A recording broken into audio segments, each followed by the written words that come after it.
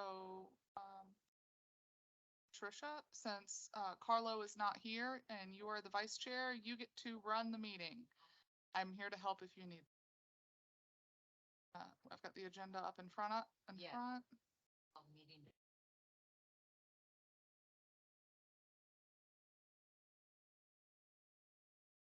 2:30. Mic closer. Make sure you guys are speaking. Mic.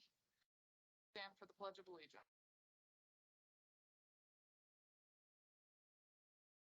Pledge of Allegiance. To the Republic for one nation.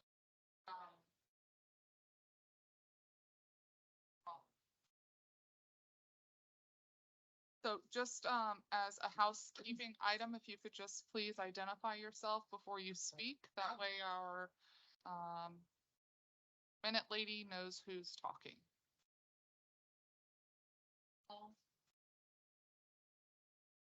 Start with Robert Lewis. Robert Vertrees. Susan Vale. You want to identify yourself? Patricia Howell. And then for staff, Tim Holland, Parks and Recreation Manager. Kelsey O'Reilly, District Manager, and we've got Keith Riddle, Public Works Director. in the audience, we have your liaison for this committee from the board perspective is Carol Pankow, and she was not able to make it today. So Flavia Walsh has volunteered herself to be here in attendance. So just as a Hey, I'll open the floor. Public comment. did not receive any cards for public comment. Or is there anything online? Okay, approval of minutes. January 31st. You would make a, so would, Make a motion. make a motion to Make a approve. motion to January 30th. But you gotta, No. somebody, it's okay, somebody make a motion, I'll second the motion. Thank there you. we go. and then you can do all those in favor. Okay, all those in favor? Aye. Yep, Approve them that's already? Part of the agenda packet. And just so you know, that would be the time to review the minutes, and if there are any errors that need to be made, you would make those with those corrections and then approve the minutes as amended.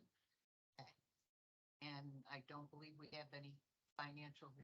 No, that is something we're gonna work on with all of the all of the committees and subcommittees, is to get a financial report so you can see where we are to date. So Okay. hopefully you'll see that at your next meeting. Items for discussion. So before we jump into this, Okay. like your guys' first meeting or last meeting that we had, there was a lot of information, especially because of the sunshine law. And so, I just kind of want to do some housekeeping things so you guys understand how we operate. So we have to post the agenda and all of its documents, the whole packet, 1 week in advance of your meeting. So if you have agenda items that you'd like to the committee to discuss, we have a form that we'll send, if we haven't already, send to you that essentially asks all of the questions that we have to fill out in our system. Pulling up. So for example, requested motion, if discuss implementation of standardizing, why it's necessary. So we would ask you to fill in all of those boxes, and then we would make the agenda item for you. So we need those over a week in advance of your agenda going out. So if you had a comment that you want to talk about the sailboat club, you would fill this out and send it to Georgia, and Georgia would put it on your guys' agenda on your behalf. So basically anything this is Robert Vertrees, by the way, anything that we would need for the meeting at the end of the month, we need to get to you guys by the 20th. Yeah, essentially. Yep. And so because that's ample notice, and you have to remember the intent of these agendas and these postings is for the public's benefit. So if you put on here something, a vague comment, the public isn't gonna understand what the intent or what the point of that is. So you wanna try to give as much information as you can. I know it's cumbersome, but again, the point of this is for transparency. So we have to, as a general rule of thumb, quorum is 4 or more, because you have a committee of 7, so we meet quorum today. At the last meeting, we would not have met quorum. You could have still met, but you could not have taken action or made decisions. You could have just discussed. So that's really why it's imperative to find a date that fits really for everybody, understanding some folks are seasonal residents. So you can join virtually, but the committee has to approve you attending virtually through, our attorney has a term, extenuating your circumstances, or we can find out what that term is. For the most part, we, as from a staff perspective, will be putting things on that we would like your input, or the board has directed us for you guys to discuss. But this is your committee. If you guys want to talk about the soccer lights, if you want to talk about vandalism, the dog park, anything like that, this is your opportunity to bring it up. If you hear comments from the public, that there are reoccurring issues somewhere and you guys want to bring it up, again, this is your committee. You are the Parks and Rec Advisory Committee to the board. I know we're still working some kinks out operationally and staffing. But ultimately, Tim, as our Parks and Rec manager, will be your point person. I'm kind of backup trying to help get this committee implemented and get the ball rolling. And then Tim reports to our Public Works Director, which as of right now is Keith Riddle. But his last day with the district is March 17th, so we're looking to find a replacement. So with that, does anybody have any questions? Kind of. This is Susan. Yes, I have a question. Just a clarification. I thought that our lane of focus was only the fun park. So could I have a clarification? Yeah. Because you opened the whole I did. whole thing up. Oh, well, Thank I, you. I didn't necessarily do that. The board chose to do that. Okay. There was some discussions and, discussions raised recently about the hours of the pool, and there was a very active committee or a task force, that wanted more discussions and more input and more insight. And so the board actually, because of that and trying to adjust the hours, the board said, hey, let's open our Parks and Rec Advisory Committee to all of our recreational components and amenities. So with that, just to kind of catch you up, we had adjusted the pool hours at the board's approval from, it was originally 8:30 to 4:30, and then there was a group of folks that weren't happy with that change. They came in front of the board. I told the board that we would try to work it out amongst ourselves. We ended up changing the hours from 8 to 4:30, but then at the board's last meeting, they said, put it back to the hours that it was supposed to be. That was originally planned in the beginning of the fiscal year. And so effective Monday, the hours of the pool will be from 8 to 6:30. 7.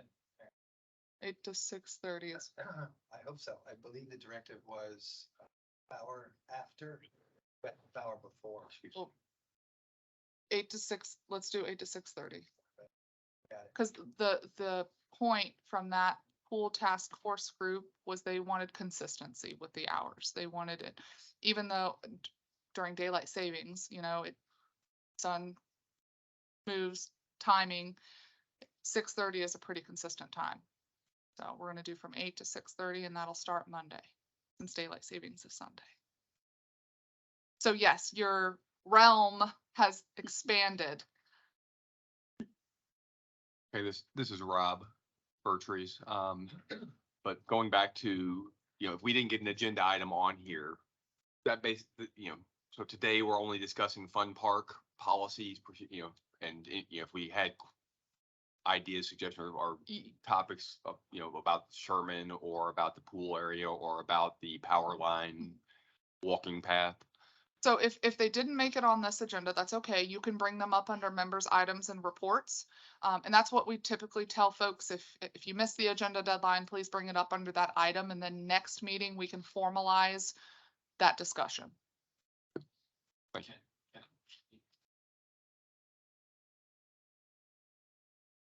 They can bring it up during member items. It doesn't have to be a motion on or off. It's just, it's an opportunity for discussion.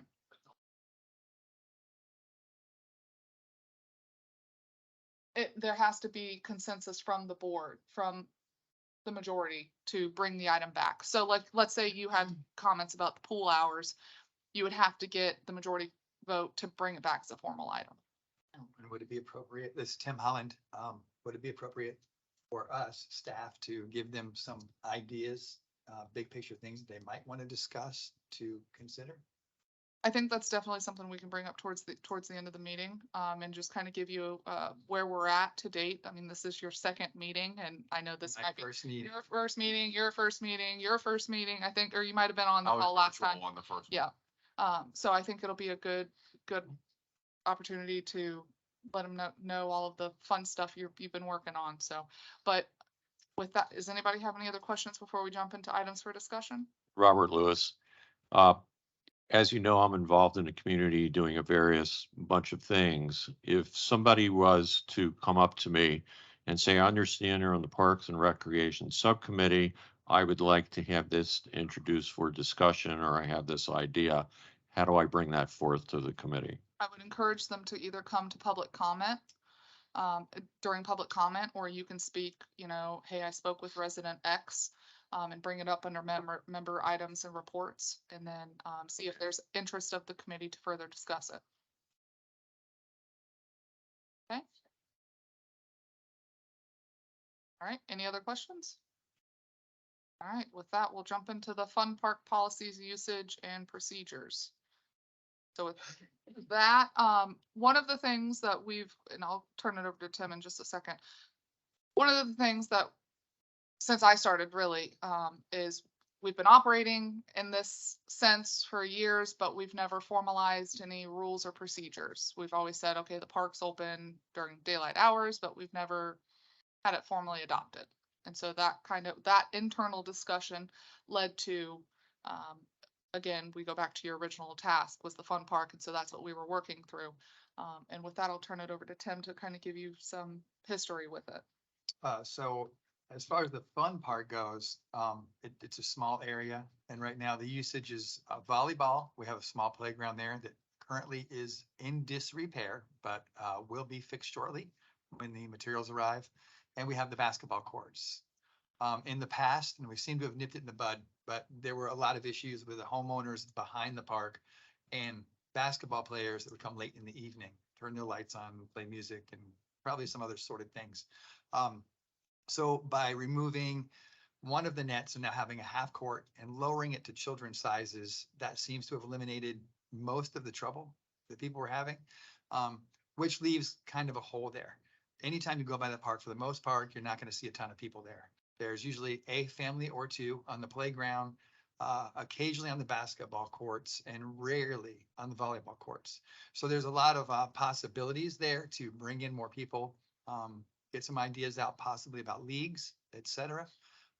It's also a nice space if we wanted to bring events in occasionally, i.e. A farmer's market or something like that, which would be great for the community.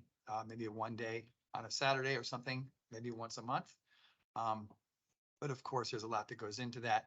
We'd have to find parking for one, because we're very limited on parking.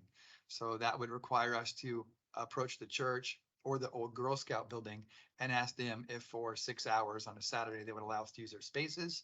And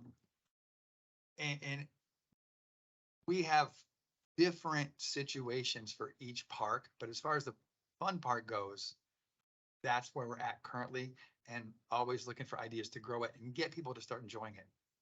Okay, Patricia Howell, I would like to see the basketball courts go back up. I live at Royal Greens condominiums. We have an indoor basketball gym that is for residents' use only. All the kids that were going outside by Gateway over here are now coming to our place and they're letting everybody in. So it's a big, big problem. They've ruined all of our gym equipment. You know, running the treadmill at 100 miles an hour, dropping the weights. You know, the heavy weights, the kids are unsupervised. So we're having a big issue with that. So I would like to see your basketball. Yeah, courts get understood. painted.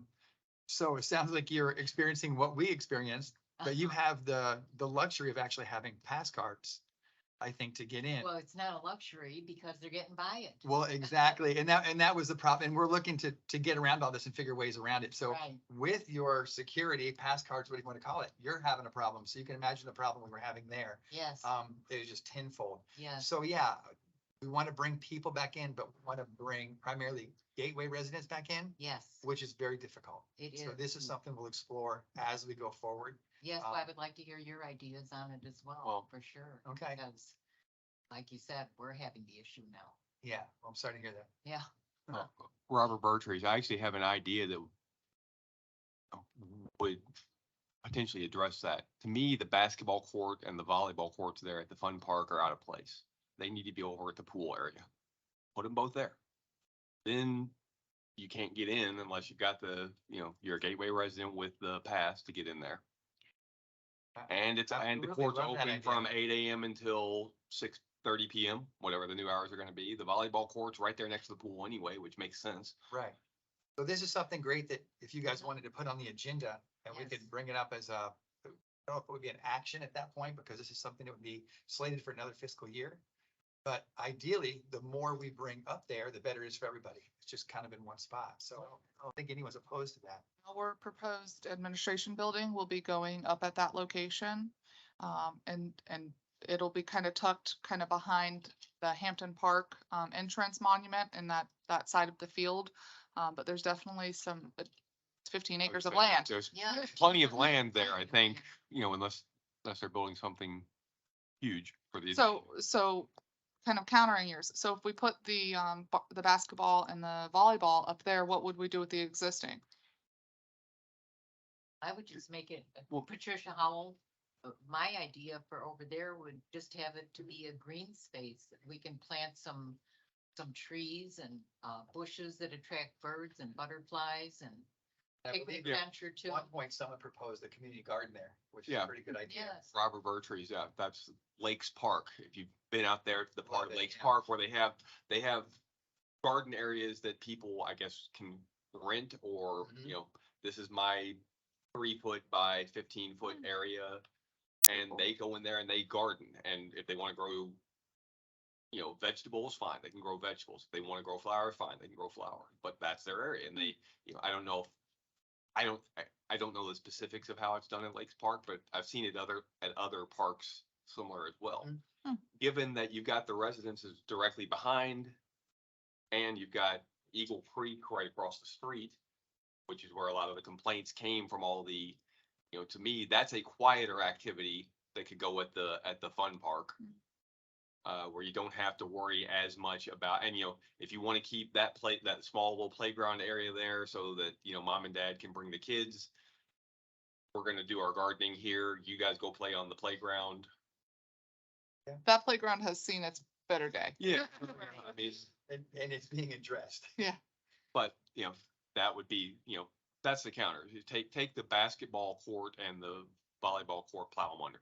And turn the entire area or some portion of that area into community gardens of some sort.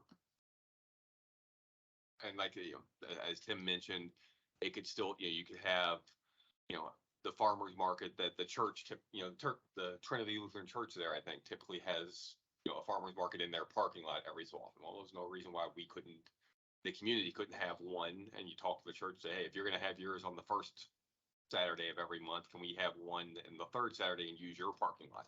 Yeah. You mind? Susan Vale here. I have a question. How would logistically you monitor this garden? It sounds like a really great idea. I really, really like it.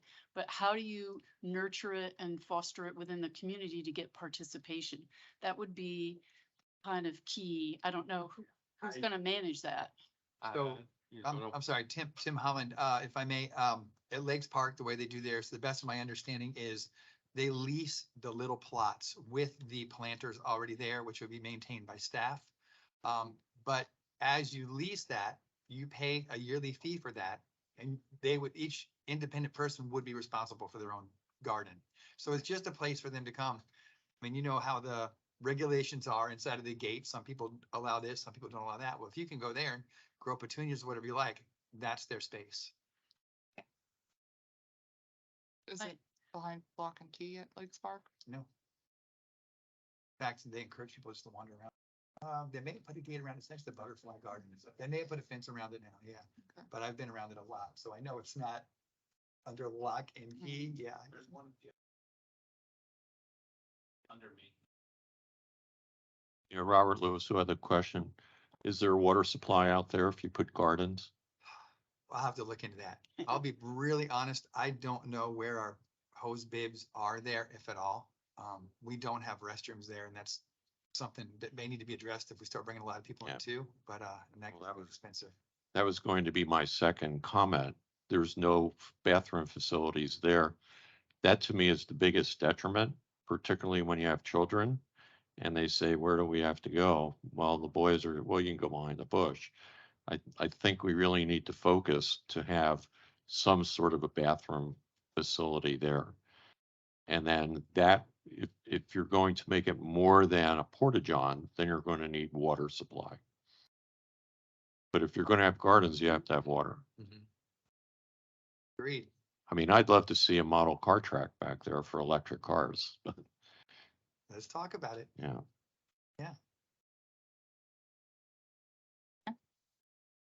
You want to add something? So, Flavia Walsh, I just want to, I don't know how much you know about the fun park. So originally, the fun park was designed to cater to children 12 and under. So that was the original plan for that particular park. And then later on, when it was introduced adult usage, and I think that's when it became a problem. Regarding the garden, it is, as same as Keith mentioned, Edison States also does, they do the same thing, they X amount of beds, and then you rent it out, and there will be no involvement of staff. I just want to make sure it will be there, it's your responsibility, somebody goes in and damages yours, there is, it's yours to do with it, but if it's not there tomorrow because somebody did it, it's kind of on you. Another item that they could look into it, given that we're already into this year with the budget, it's also maybe not keeping that property and then taking that money and subsidizing for, the areas of the pool, I think Rob mentioned. So if you want to do because there will be a cost for that, and we won't have it for this year already. But if it's something that we could do, you could sell that item. There will be no cost for the residents to be able to implement new, amenities. I mean, we're not talking, a lot of money, so you could do that too.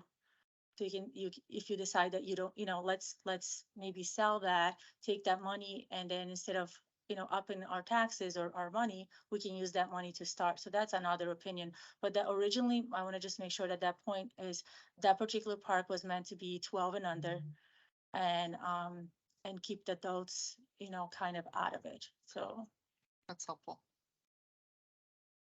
Susan Vale, that's one of the things I was thinking about I've walked to that park several times between now and our last meeting.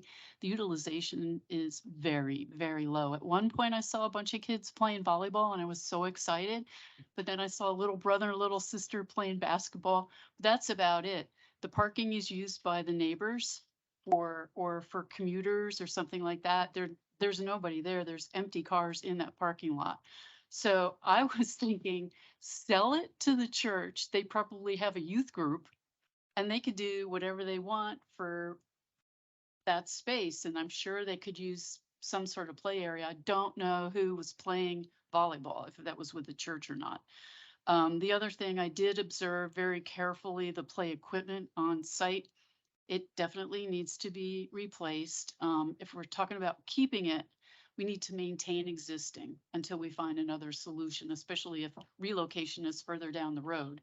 Because we can't just get rid of it. It's an existing amenity for the community. So those were my thoughts. It'd be interesting to see if the church had any interest in using the space or the land. So if selling it were on the table, of course, we would have to get it appraised and then it would go to the highest bidder Mhm. ultimately. So it could be the church or it could be Joe Schmo of wherever. Because it would most likely go on an auction. And then that way it's open to the public and everything. So, but those logistics we'd have to work through with our attorney. And to your question about the play equipment, just so we're all on the same page, because we need to be, that equipment is falling apart, the existing play set. We have going back, I can't remember, I can't tell you the exact date we ordered it, but 2 months ago, around about. The new wood post and everything we need to repair that was ordered. And we expect to have it any day now. I know that it did ship supposedly on the 22nd of February. So literally any day now. And once we receive that, we'll put it back into better condition than it is now. Patricia Howell, I have a question about the fun park Flavia mentioned. Flavia, is it? Is that the fun park that's being proposed for the future? Or the one that's there now? No, the one that I'm speaking of is the existing one now, so Okay. the one by the church, and so that fun Okay. park was designed to cater 12 and under, and then we had the soccer field. We only had three things at that time: the pool, and there was nothing there but the pool, the fun park, and then the soccer field. And I know we were able to add a few other amendments over here. And then also at that one point, we did had playground and stuff at the pool area too, and that was removed and never replaced because it was kind of the same situation. Are we gonna expand in another area? Why are we gonna, use the money? Because those playground equipments, I'll tell you, they're expensive. Yes. I mean, we just purchased one and it was a small one for our community. It was $35,000 and it's very small. So I think Yes. that was the idea maybe 6 or 7 years ago, that not replacing the one that was at the pool because, there may be a better location for it. So I But think the there- one that was at the pool was physically in the Yeah, it boundary. was inside. of- Yes, it Yeah, was, that's it was, sand. yeah. So And chlorine and it was metal. it was metal, so it was very hot. Very Right. high. Yeah, so it Wasps was like to not, Make nests. yeah, and I think we had swing sets as well near the other side. Yeah, Huh. so we actually had stuff there. And then over the years, they're just removing because they were either not maintained or Right. because they have extended their life, but not necessarily replaced. So I feel like at this time, it's probably a good idea because everything is really bare. Well, So, a good idea for a central location, or if you want to divide it by age, that would be, a good idea. And then another thing to think of it on the fun park is to cater to another set of age group, you know? So the bocce ball or something that would be, adults or seniors that can use it, because then you're probably not gonna get as much complaint from the communities because they're not gonna be there at 2 a.m. or 12 a.m. if they're items there, designated for that age group. So there are so many options to think of it, but I won't tell you what I thought Yeah. what my the idea, but selling it, it will be, there's only, I think, 3 properties in Gateway for sale right now. So I think the appraised value on that from the county was only about $178,000. So you're not gonna get a windfall from that, but it would pay for a playground somewhere else. yeah, Patricia Howell, the pool. Every time I go by there, there's maybe 2 people in there. At the most. You haven't been by this week, let me tell you, it's been packed. Yeah, Really. yeah. Yeah. Well, Well, it's because. the of task season. force started bringing in some new ideas and different things, and as that talk and consideration was taking place, it actually created a good buzz, I think. And it was a real positive thing for the pool because it's been packed. And that's Absolutely packed. That's one of the things that we, hopefully with this group, promoting our amenities. I mean, did most of you know that we had a fun park? Or did you know, I mean, the Oh, pool, yes, I saw the amenities and everything. Yeah, and I don't like it only because it's just more cement, it's more stuff. We need green space. Mhm. We need Yeah, really, I mean, we've got to think about the future. We need more green spaces. We don't need amenities, more amenities. Well, there are a lot of options out there, and I think we should really explore them as far as Yes. green space. My favorite park in Lee County it's on, Beach Parkway in Cape Coral, and it backs up against the river. And my son and I always call it Tree Park, Tree Identification Park. And what they've done is they have about a 3/4 mile walking trail with exercise stations, and it's just lined with everything from exotics to, Yes. Florida plants and trees, and it's full all the time. And you don't need a playground, you don't need water, you don't even need irrigation, but yet it gives somewhere where you can just go enjoy the outdoors. Yes. Robert Lewis with a question for you, Tim. Are there bathroom facilities at that location? There are. Okay, so I think the very first thing that needs to be addressed is whatever is going to get done there, if the district's going to keep it, you have to figure that you're going to have an expense to build a suitable and disability accessible bathroom facility.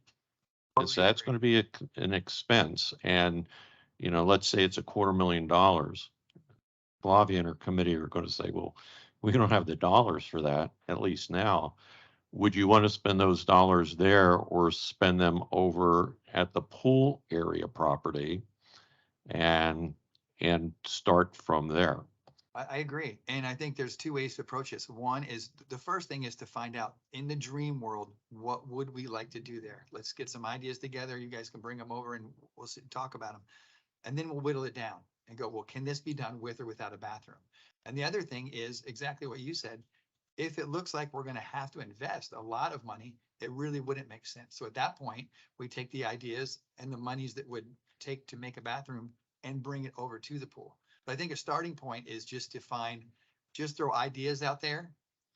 Nothing barred. Let's just put it all out there, talk about it and see what sticks. And from that point, we can decide how to move forward, if we need a bathroom or if it's even worth discussing.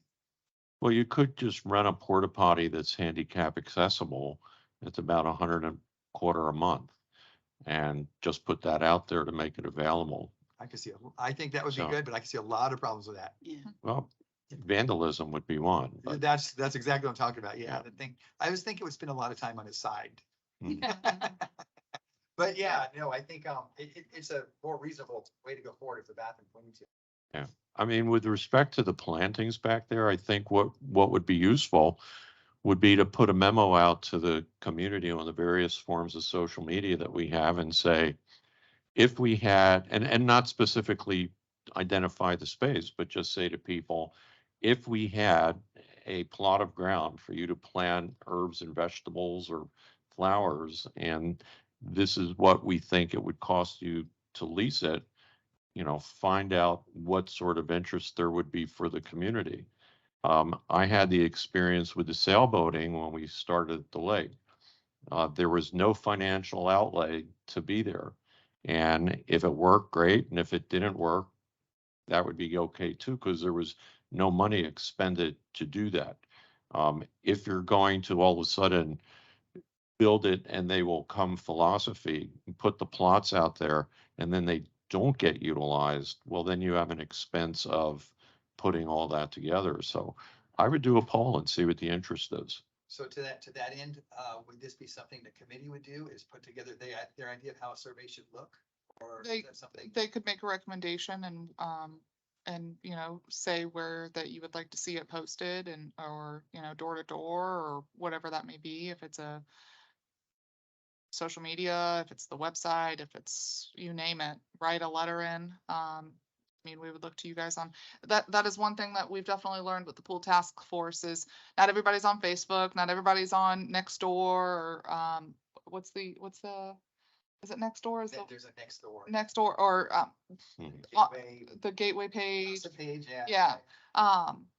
And so trying to communicate to all ages of life can be challenging. And so we want to try to accommodate as many as we can.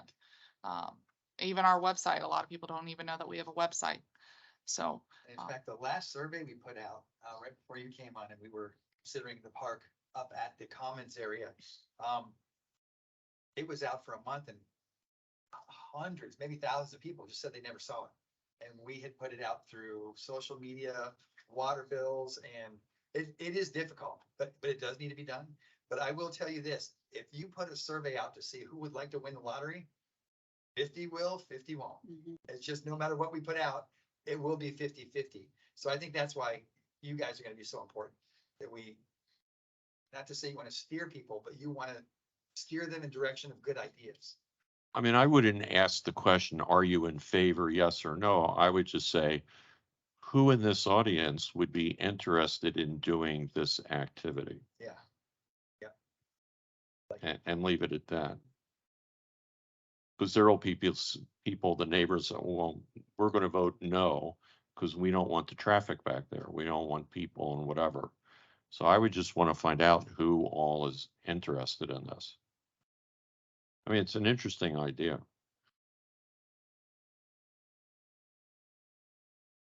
Does anybody have anything else to discuss about the fun park?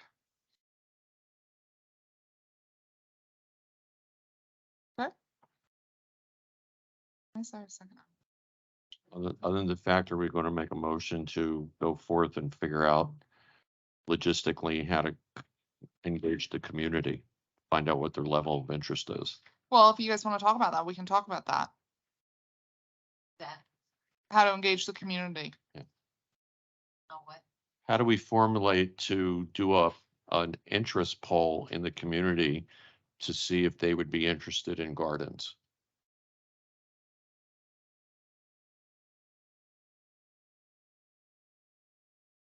Say think it would be- 50-50.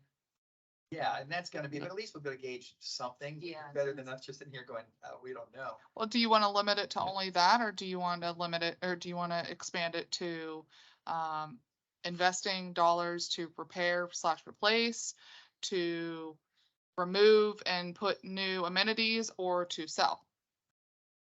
I mean, you could go that broad spectrum and see. Yes, if you mention money, you'll hear from some. I mean, my suggestion going forward be, come up with some ideas, maybe at the next meeting. We don't need to necessarily rush into a survey. I think that should be our goal. But let's come up with some ideas.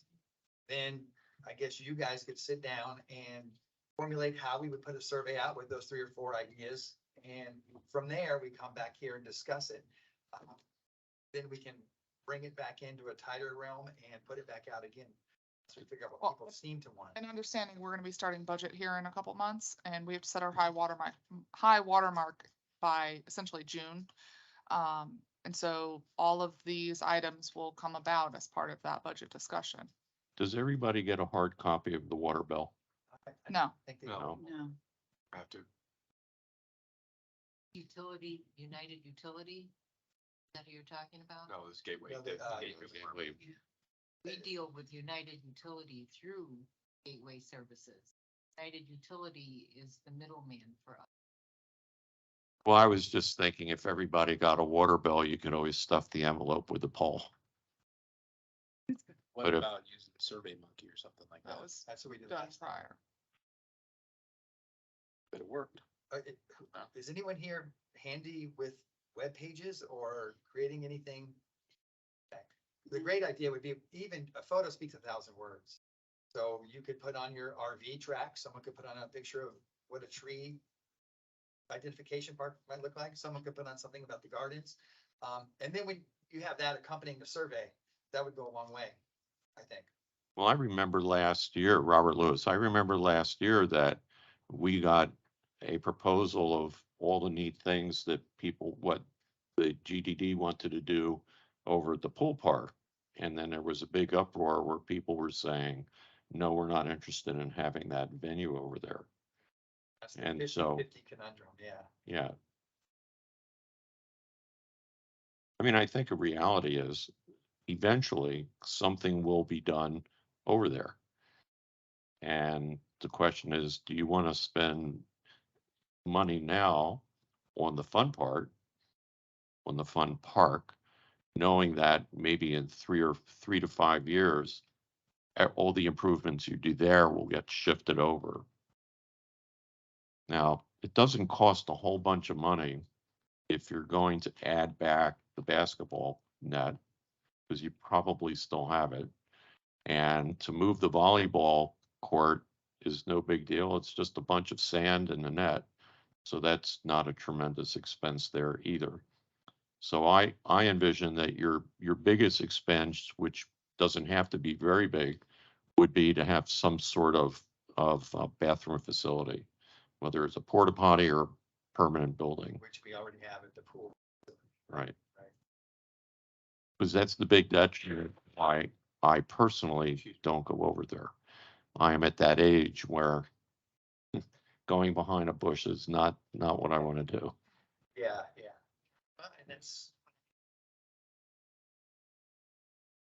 As we bring things, or if we bring things over the pool one by one, then the board will see the usage possibly and see more reasoning to add more and more. There's always that too. So I think it's a fine idea to consider moving stuff up there.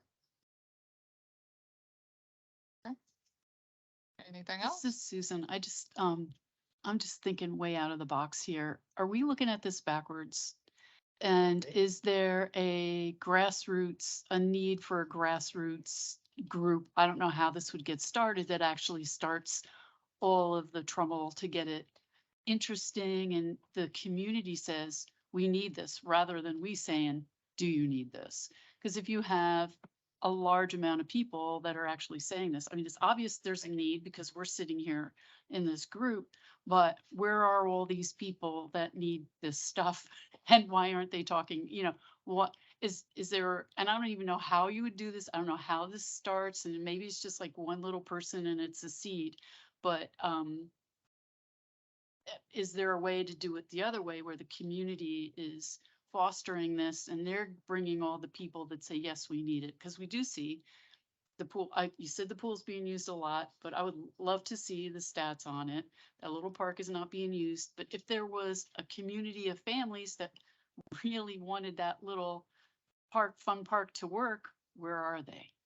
And do they exist? And I don't even know how you do it. So it's like, I'm thinking, I'm Yeah, no, out of the box. it makes sense. I mean, a groundswell did make a big difference to the pool in the last 2 to 3 weeks. So what you're saying would definitely work. Yeah. But it's how do you even get those people to know that discussions are being had? Right. So, Right. Well, and that was really the impetus behind the board starting this committee.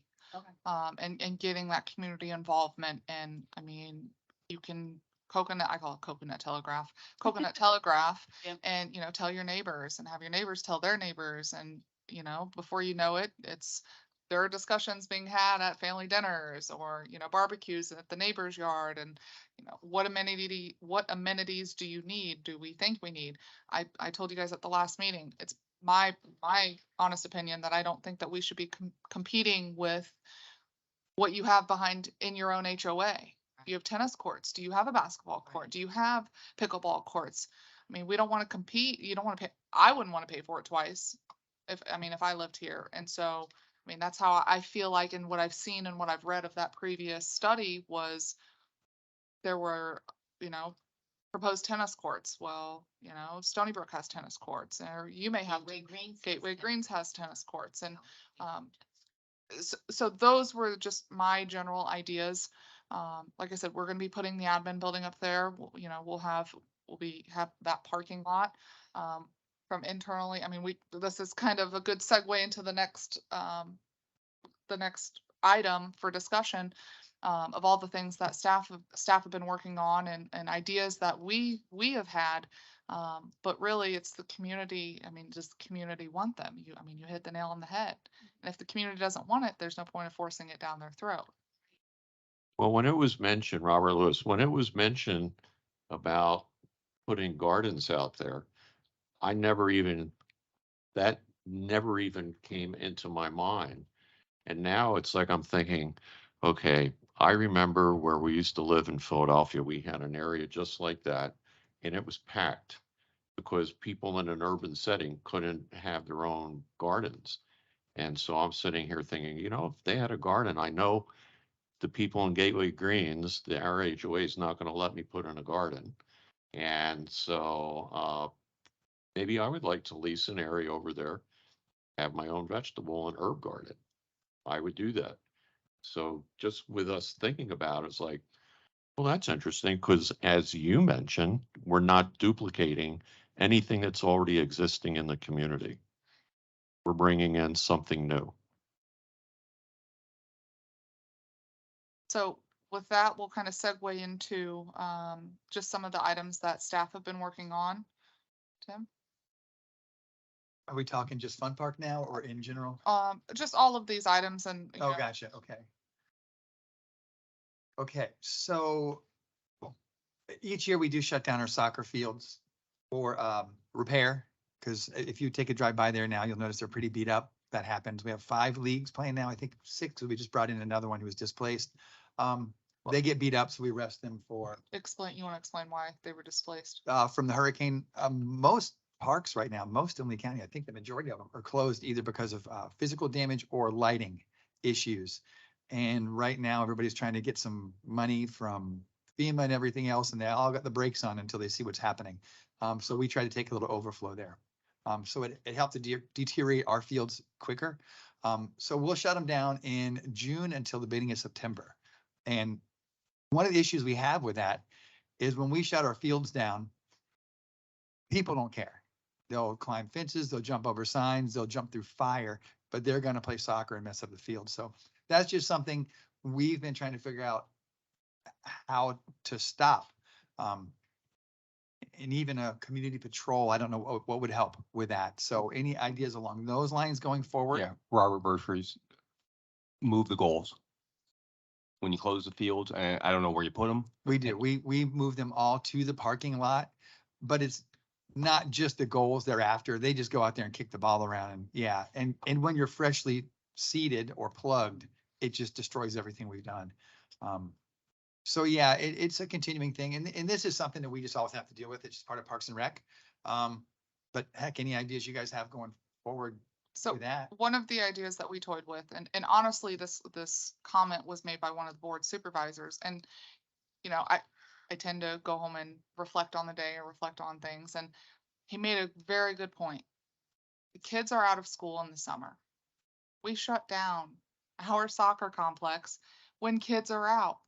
Granted, it needs resting because of the usage, and we've had a heavily increased usage this year. So how can we accommodate those kids I mean, in the summer? again, Robert Bertries, the other alternative is, okay, leave one field open and say, okay, kids, you want to play, go to field 1 over close to Gateway Elementary School, or, play all you want on that field. Right. But So we- that we- brings up a really good idea that Chelsea had kicked around a little bit. The possibility of putting a practice field up near the pool somewhere, even if temporarily to see how it goes. It would be a very low expense and it would give the kids somewhere Well- to play during the off season. We've actually used the fun park before for that. Okay, yeah. A couple years There you ago, go. I used to get the kids that I coached and we Uh, would meet just up at the fun park. Out of curiosity, because I've never tromped through there in the rainstorms, but does it hold water near that back portion? When it, on a Near the- 2-inch day? Up near the old Girl Scout building, yes. Down near the parking lot was typically where I would have our practice sessions. It's okay. So minimum would- site work required and we could Yeah, I flip mean, it off and, literally, the site work required is cut the grass a little bit more frequently in the summer. okay, that's a Because fantastic I idea. went and did that I would take my mower out there at 2 o'clock and I would cut the area we're gonna practice on, and then the kids would show up at 4. Right. Oh, And then that's, we practice, that's we wonderful. practice there. And it's not, wasn't just my team. Many teams many 5, 6, 7 would show up, whether it was soccer or flag football teams would show up to practice there. Huh. I like that. So we toyed with the idea of potentially daylight hours only up at the commons area at the pool. It's grassy area now. I mean, we'd have to do some landscaping to it just because there's quite a few piles of red ants out there, but make it, a usable field. It wouldn't be up to this par, but that's something we toyed with just because, again, you're shutting the open space. We talk about green space. You're shutting it, we shut it down during the summer when the kids are out. You have to consider parking and you're gonna have to consider bathrooms. Both of which we are okay with up at the commons area. Well, Yeah. I mean, at the fun park, I just told my kids, look, there's no restroom there, so either you go before you get there or you know, when it's your time to go, mom and dad need to take you down to the 7-Eleven down the street, and you can come right back. But, you know, I mean, that's, you know, So that's one of the things that's on our radar. And again, we've tried to reduce the amount of, field 2 usage, because that's the one that's taking the beating the most. And so we want to remind folks, you know, as early on as we can, that the fields do shut down in the summer. Honestly, I mean, we would love to try to flex kids, you know, stay on field 1, but we go back to enforcement. It's very difficult to enforce folks out there. It's much easier to just shut it down and say, tell the sheriff's office, nobody should be out here if you drive by and you see somebody, whereas no, they should only be over here on this little section. And then on Tuesday, they're over here. And that's one of the things that we're working on. And we have kind of going down to the next item, it all ties into that. We've been having in this park in particular, right across the street, a lot of vandalism. So we've just installed 10 new cameras around the fields in the dog park for safety reasons and to cut down on crime. And we've updated the fob system, which we use at the gate park. So that's all going to be probably online here, hopefully by the end of this week, maybe next week. We're just waiting on the technology part to catch up. So we're making inroads as far as that goes, but we all have to see how it plays out in the end, if these actually help to slow the How vandalism. many times have we had the break-in of the, Well, I filed 2 police reports this week. Yeah. And there's some that break-in of what? are light boxes. So we have leagues that pay for fields and pay for lights. Yeah, no, And if fields 2, 3, and 4 are being used, but the other ones aren't, well, kids will come and literally smash open the light boxes and turn on the lights. So one, it cost us trying to fortify the light boxes Yeah. once a week. And then, of course, the money being spent on the lights, and then people on Facebook going, why are the lights on? And it's a snowball effect. So hopefully these cameras will go a long way to stopping that. Patricia Howell, can I comment on Please. that? The cameras, you have to know who the kids are. Well, we've got, so this is interesting you say that. So the police report that was filed, I think it was yesterday, or the day before, we had video. They were practically smiling for us, yet we didn't know who they are.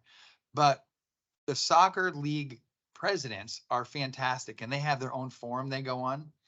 And they heard the chatter. They were aware of the vandalism. So they reported to us that they heard the kids who were doing it. So now with that information, which basically just goes down to community, we're hopefully going to be able to prosecute these kids, and hopefully we won't have to prosecute anymore. But if you do it once, we Yes. think that'll well, and stop. And we have paying customers. These leagues are paying customers, and they, you know, expect the lights to be on, the access control. And if the lock's broken and Joe Schmo can go unlock it, then, you know, we've had some challenges the last, I would say, 2 months. And I would say at least 3 different times we've had the lock broken. We've changed the locks. We've reinforced the system. We've had a break-in at the dog park. There's a lot of vandalism going on right now, which of course hits us in the budget, but we're trying to utilize technology to our benefit and come up with alternative solutions so this doesn't happen again. What about a security patrol? We've toyed with that idea, but it is very Very costly. Very. This is Susan. Just a question for your long-term planning for budgeting. If you get the lights on a BAS system, you know, an automation Yep. system, then you Fantastic, do it yeah. by a computer and there isn't a little dialy-hoo. And they can do, you don't have to do it hardwire. You can do it with a radio signal from here. Yeah, I think Susan, we've, it's not too far. so- Segway, she we've, segued yeah, it. she did. So we've just contracted with a company called Facilitron, which you may be familiar with. There's about 10 companies around that do this, but they will handle for us all of our scheduling, all of the billing, all of the reservations for things that aren't the soccer fields. And in conjunction with that, when those fields are rented, the person who rented those, if it's at nighttime, the lights will be able to remotely turn on and off being the important part at the end of their play. So, yeah, you know, it's something that we're paying for, but with the monies that we're getting from the leagues, we'll check this out the first year, but we hope it pays for itself or comes close to it. Yeah. Again, using technology to our benefit. Yes. Oh, that's really. Yeah, Robert Lewis here with a comment, because I don't want to risk becoming a gateway criminal. But when the rocket ship took off the other day, I was out on the soccer field with a half dozen other people at 12:30 at night watching that thing take off. It was very spectacular. And I've been out there a couple times for when some of the other SpaceX has gone out, and also just for giving tours of the night sky to people. So I know the sign says it closes at dark, but if all of a sudden, I might get a tap on the shoulder from the local sheriff, how do we accommodate something like that? Wow. So you are an anomaly because you're a well-behaved resident. Most of the people that come after dark, and there's certain areas where we know they are, they're mostly there drinking and partying and hang out in the parking lots, and God knows what's going on there. But it's not residents watching space shuttles. So if we're just going by the numbers, unfortunately, we have to have a stop dead time. I mean, I'm not saying you shouldn't sneak out Yeah. there, but I mean, it's but- the darkest place in Gateway. it is, it's Is fantastic, it but the soccer fields? yeah, but as you get down towards the dog park end, the reason people congregate there in the afternoons or the evenings, I should say, is because the police come in this way. And if you're down there and you're drinking beer like you're not supposed to be, you got plenty of time to get rid of the evidence and turn on the car and go. And that's what tends to happen. So we have to have a drop dead point. And to that end, we explored, and it's quite expensive, but something that may be feasible down the road, putting a gate across this road that gives access to the park. There's a lot of hoops to jump through if we were to do that. And we're not sure if it's feasible yet, but it's just something else that we're exploring. Unless the field is, directly answer your question, unless the field is rented, it closes at dark. Well, And the sheriff will tap you on the shoulder Yeah. if they are here. to I mean, ask you to leave. if there's an area there that could just at least towards where the front is up around where the playground and the bathroom, an area designated for nighttime sky viewing so that we would know that that's a safe area for us to kind of meander. Possibly as we move Think about forward, it. we can make the power line area, because there's some wide expanses there where you won't be cut off by trees. I come into the pool very early some mornings, and I have seen numerous rocket launches from there, and it's amazing. And the tree line is right there in the easement. So if you're beyond that, you have a clear shot. So that might be something that we can approach down the road. Okay. Plug away at the next item All then. right, let's go. So where we at? Oh, concession stands. So this is something that we're considering for the future. A year ago, all the equipment inside of the concession stands it wasn't in disrepair, it was destroyed. Because in the past, I don't know which leagues it were, but the leagues had access to there. They would sell food out of the concession stands and things were just destroyed. We had to throw away a stove, 2 fryers, a refrigerator. They were unusable and unsellable. So we had to sell them for scrap. So for the time being, Parks and Recreation and the Public Works staff is using the large concession stand for our workshop. And going forward, we're looking for ideas to turn that back into a concession stand once we get our new buildings up at the commons area. We've explored, do we want to do that because it could be destroyed again, or do we let the leagues bring in food trucks?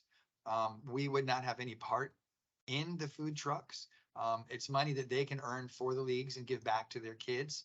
And we don't necessarily have to have anything out of it. It's a simple liability clause if we need it. Or do we go and build the concession stands back again, which is going to be an expense? So that's another thing that we've been dealing with and toying with. Rob Vertrees, how did, I know the recreational soccer league, Mark Allison used to use the concession stand there. I don't know that anybody else, maybe flag football once or twice used it.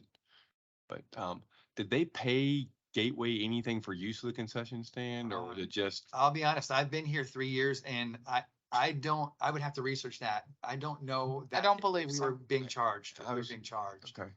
And the big problem was, and I don't think it was Mark Allison. Yeah, I mean, he's a great guy.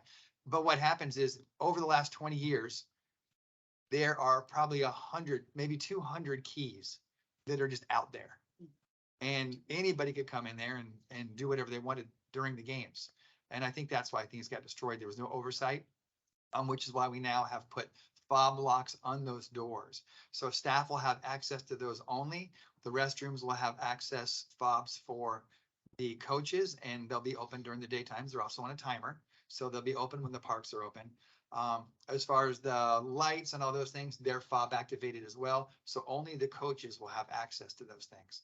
So going forward, we won't have 1,000 keys out there. And if someone does go in there, we can pull up the information and see who it was. I mean, again, Rob Vertrees, I don't think there's any need for, again, I've been here 11 years, 12 years. Recreational soccer is the only one that consistently use that concession stand every Saturday because they've got all their games. So from 8 a.m. until whenever they're done for their games. They never use it on practice nights. Flag football, when I first got here, they would bring in food trucks, and they're still bringing, they took a time off, but they still brought in food trucks for probably 7 or 8 of the weekends or the Friday night games this year. I would tell Mark with Gateway Rec, look, if you guys want to use the concession stand area, that's fine, but you clean it up, you take care of it.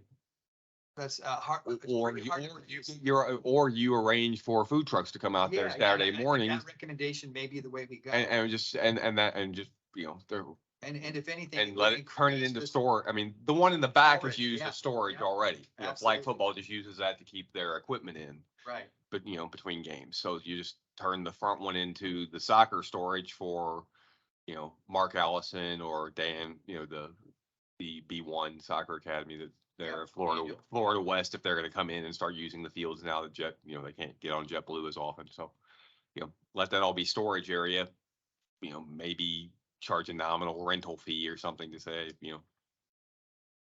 $50 a session to Yeah, rent They a, could just go in with their yearly yeah. lease for the fields. But yeah, I But think it's a great I don't idea. think you need to do anything in terms of, we don't need to set up a concession stand there.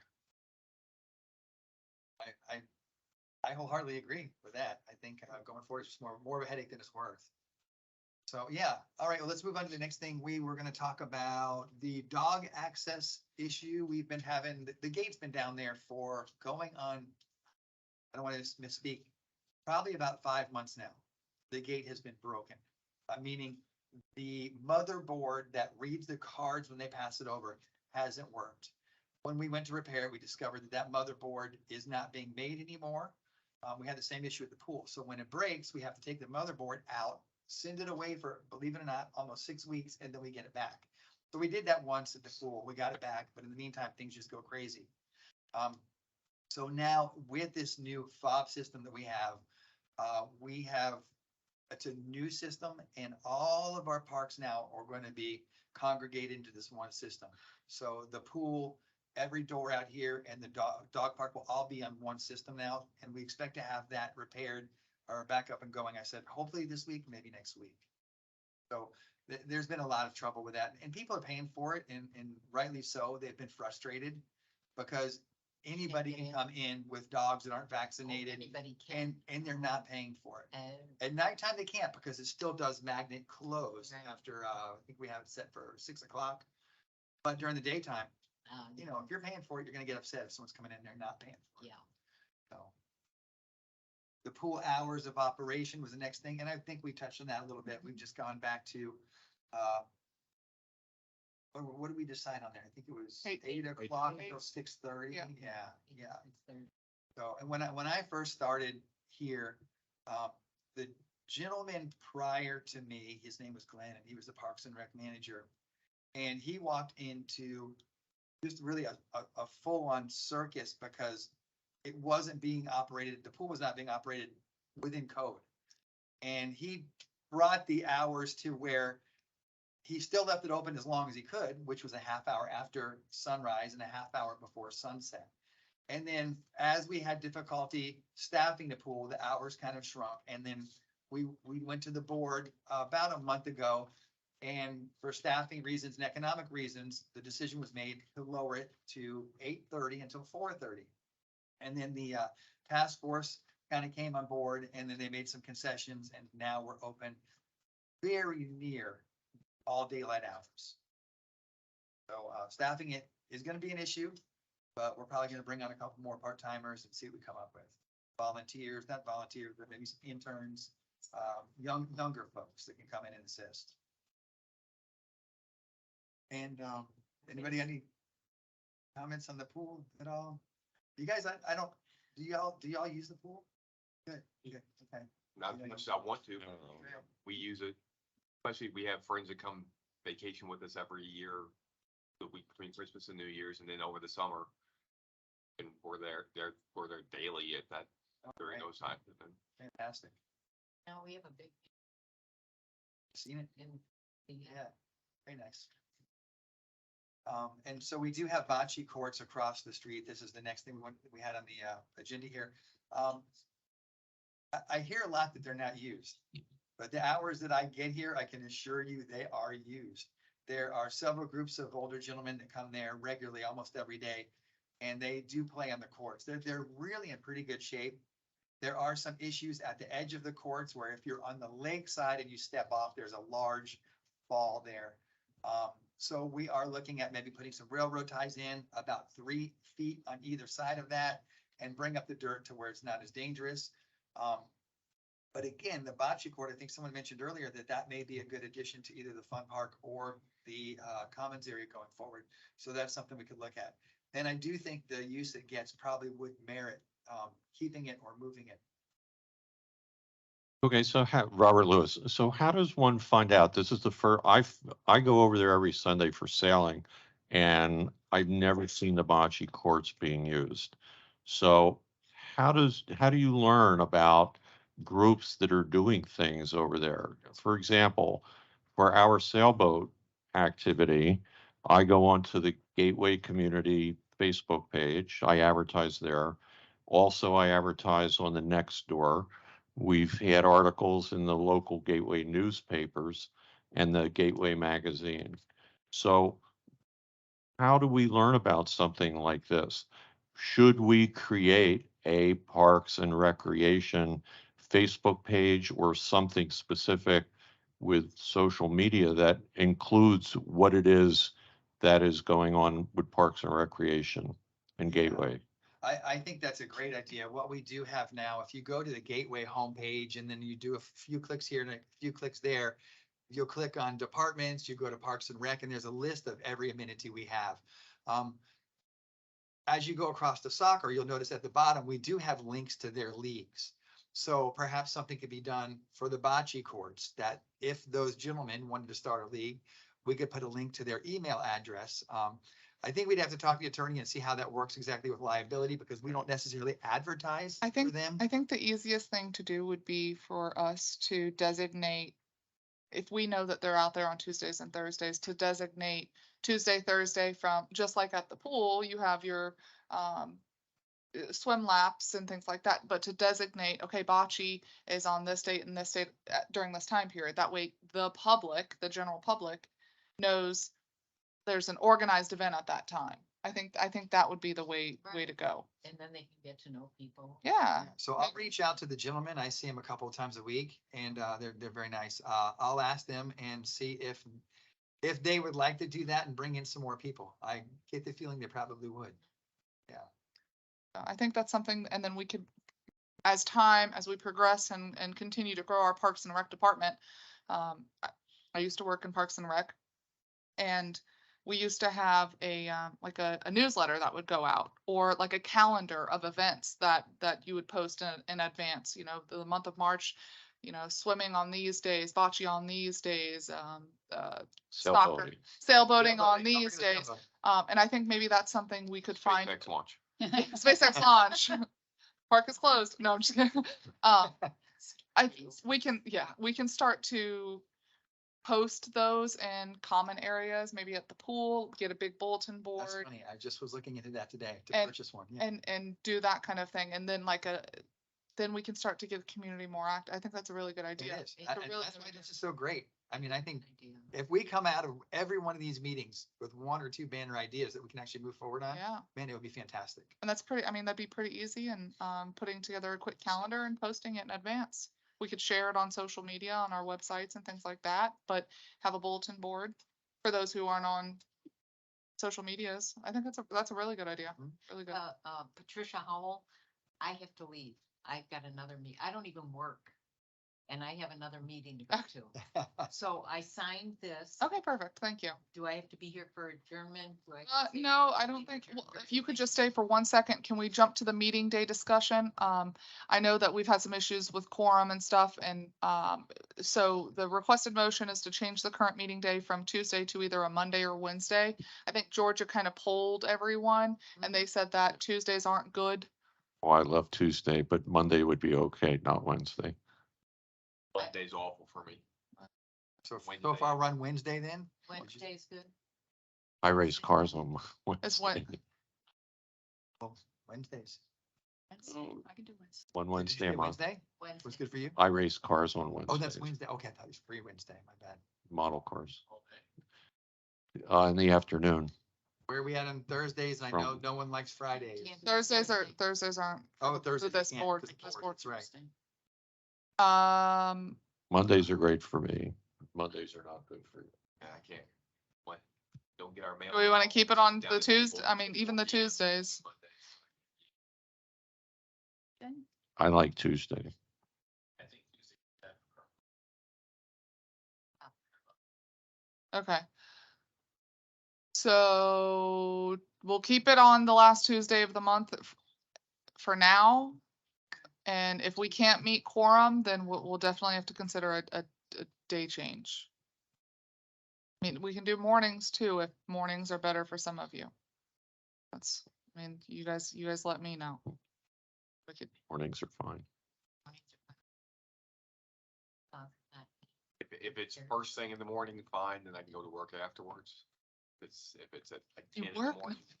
what time is first thing? 8:30. So would Tuesday morning be okay? Like 8:30? Works for me. I could do that. No? Okay. I just have to be out at 11. I'm retired. Most folks are. Yeah. Not I'm me. not getting up 6:30 in the morning. Okay. So I think he did the new, and give you the dashboards, I think. Rising chair, vice chair positions, but the majority, I know Maria did. And Carlos. We'll send an email to each of you individually and poll, and then as long as the committee is okay with whatever that final decision is Yes. is when we find the majority can fit whatever time frame. Are you guys okay with that? Yes. Yep. Okay, it's gonna be a little more work on our end, but that's okay. We'll come to a consensus. Okay. Can I get a motion to that effect? One more question. What I gave you about the music venue proposal, I know is on the March 28th meeting agenda. Okay, Did you want to hand any of those out ahead of time so my colleagues can review it? we. Or- can, we- or wait. And then you gave the item, yeah, I'll take the item as a formal item to Georgia, and she can put it on your next meeting's agenda. Okay, what did you want? Can you make a motion that, staff will help coordinate the final date and time of your next meeting Yes. consistently? So moved. Make a motion, so moved. Period. Okay, thank you. Thank you. Since we can't make, after Patricia leaves, we can't make, any formal decisions. All right, is there any, jumping to the next thing, before you leave, do you have anything else that you'd like to add under member items and reports? No, it's it.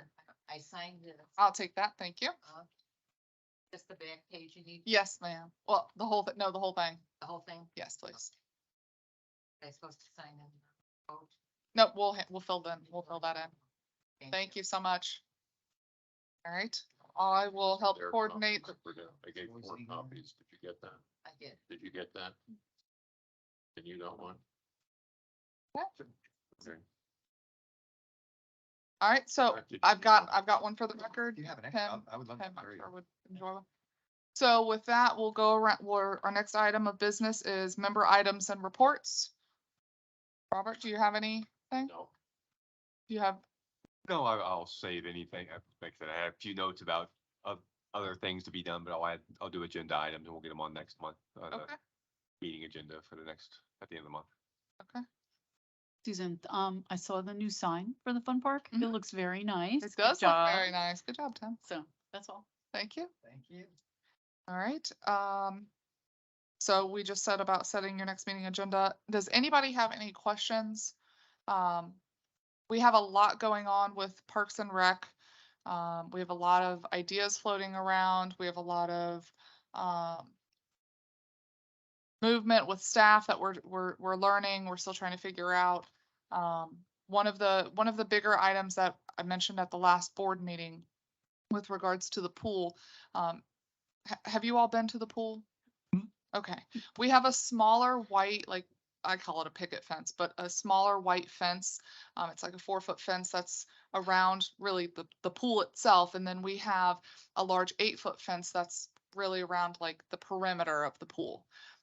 We are grandfathered in with our small picket fence. But if we do really any improvements, we have to come into compliance with a 6-foot minimum pool security fence, just like you have at your own home. You have to have a pool secure fence.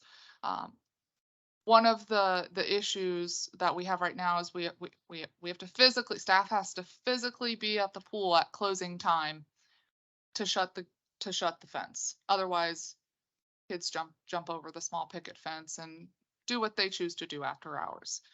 We have cameras and such, but one of the things that we're considering, again, using technology and making improvements to ease staff time, is to take that 8-foot perimeter fence and potentially reuse it and come along the pathway, and that be our pool barrier fence. So we don't have to quote unquote lock up the parking lot every night. It would be like your normal swing gate fence. It shuts behind you and, am I making sense? You guys are looking at me like I'm crazy. I have to go. I have to. see. Okay. I have to go. Yeah, I can't. I'd have to look at.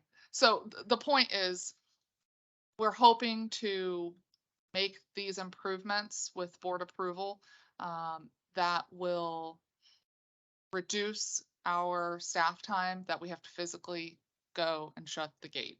Or the gate will just shut, it'll lock up after a certain time. Again, the automation of our systems. And I mean, we'll have cameras for viewing the pool. We can call the sheriff for trespassing. We could use technology for like trip wires, kind of like Ring cameras. I don't know if you guys have those, where it'll notify you if somebody's on the deck. That's something we're considering. And then again, with the admin building going up there, what additional improvements are we required by code to do, like putting a sidewalk in, connecting the admin building to the pool via sidewalk. So, that there's a lot going on in our Parks and Rec department, and I love the ideas that you guys came up with today, and I think we've had some good ones, and we'll keep talking and check out the pool, get a pool pass. You're a resident, you have to stop by, and appreciate your guys' time today. So And I think if we could have one agenda item to maybe work on next week, one specific one, I don't know, next month was I think maybe we start small and we'll do two things: ideas for the fun park for usage, and or the Facebook pages and how that could all look together. Some good things to So work on. I think we'll work on that as well. right here on number 9, it says set next meeting agenda. So this may be a time when you want to mention what you were gonna submit, so you can kind of hear from the other committee members. Yeah, it was Rob Bertree. It was just, again, taking the basketball courts, we talked about something, take the basketball court and the volleyball court off of the fun park, put it over at the pool area. Okay. Get it away from the residential area so that, someone's playing basketball at night. Well, sorry, you can't. Well, it's at 6:30. You can't get in there.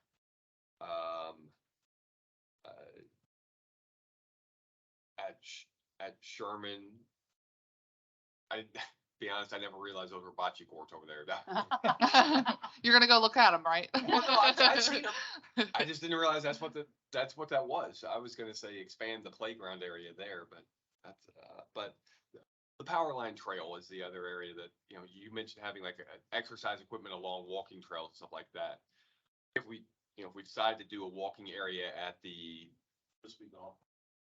That's not a bad idea either.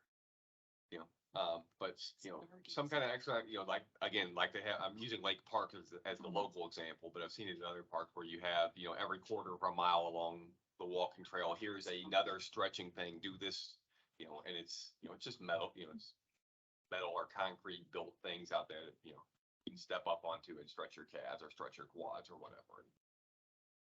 South County. It's just relatively simple, inexpensive improvements that we can could do to make those areas more fun. South County Park has an incredible frisbee. They use like what you talked about, it's on the longer walkway, but then they have those chain. Yeah, the chain baskets, yeah. You know, yeah, I mean, you doesn't even have to be a huge one back there. You could put a 6-hole frisbee golf course back there for just the cost of, okay, 6 chain baskets, some concrete to anchor them in the ground. And Yeah. I don't know how much, what we're allowed to do back there, how much leeway we have in terms of it's We have- ways versus it's the utility company. It's ours. We do have to get approval from FPL to put anything in there. We have height restrictions of 20 feet. But I mean, we just have to get approval from FPL to do anything in there. Cause they, of course, they need access to maintain their stuff, but we did receive, Lennar WCI did turn over those parcels over to the district a couple months ago. So there are properties. And that's funny, cause that's one of the ideas we've discussed. Is it just the side, so? Oh, is it just the, you know, the part that goes from Griffin over to Hampton, so the unpaved side over here is not? It's from Griffin on the other side. Yeah. And all the way up to, Beyond Stony Brook, actually. up to, no. Cause it doesn't go all the way to Daniels. It stops at Gateway. Doesn't it go up to the access road? Yeah. No, the other direction. I'm wondering the other direction. Do we Oh, go Just up to yeah, Gateway. that way, towards, towards Daniels? So if you're coming, right, if you're coming Right on. down Griffin here and this, you know, you're coming to soccer parks up here on the right, there's that. so in other words, you That way. cross Griffin and you Yeah. go that way. Yeah. You go that way Yeah. up towards, you know, that's a little mile going up to Daniels and back. Is that ours also, or is that someone else? That's pretty choppy. Have you been back in there? As Yeah, far as- I run that. Do you when I really? need Yeah. to yeah. run- When I need to train for a trail race or something. That'll turn that- your ankles. That's my, used to it. That's the trail area up there, but that's, you know, We took it, this is us, and then The yeah. other side of, up here, we took it up to Gateway. So we own from here, this is that emergency access road. Here's the, okay, here's- this way, here's what he's asking. yep, we own all of this, all Okay, 4 of there you these, go, it's ours. all of these behind so we the could. soccer complex. There you go.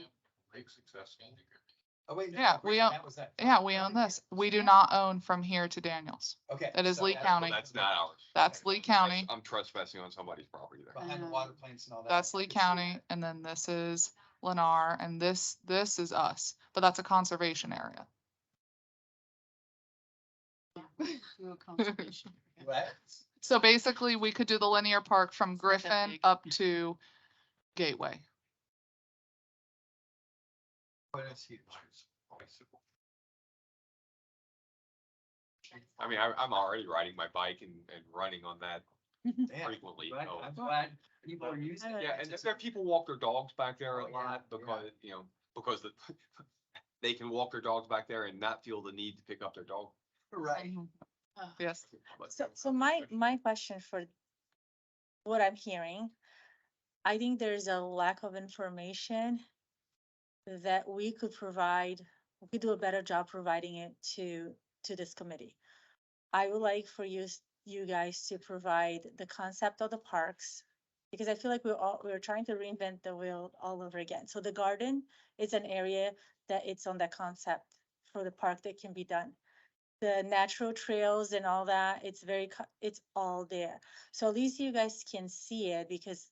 you I know, believe we did email the whole Montes plan to the so- group. So I would go take a step further. I would take the 2007, emailed it I would take the 2021, email them that. And I would, there's just a lot of documentations and a lot of, we went up to here. And there is an email I was able to pull up regarding the garden. There was a resident in Gateway that actually started about a year and a half ago. It was a student that wanted to start a garden, and there was, looking at the comments, and it was on the same social media platform that you use, there is a huge amount of interest for that.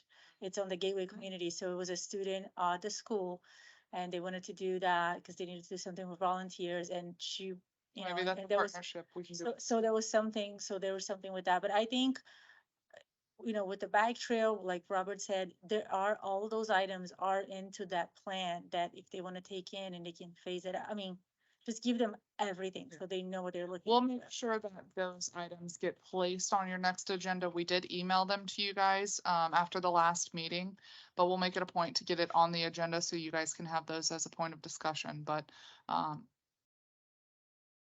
so let me touch real quick, just for, so we know from a staff perspective, what your next meeting agenda will include. It'll include the fun park policies, usage and procedures. It'll include your Gateway music venue request, as long as the board is okay with hearing that item. Okay, and we have the disc golf course for the FPL easement.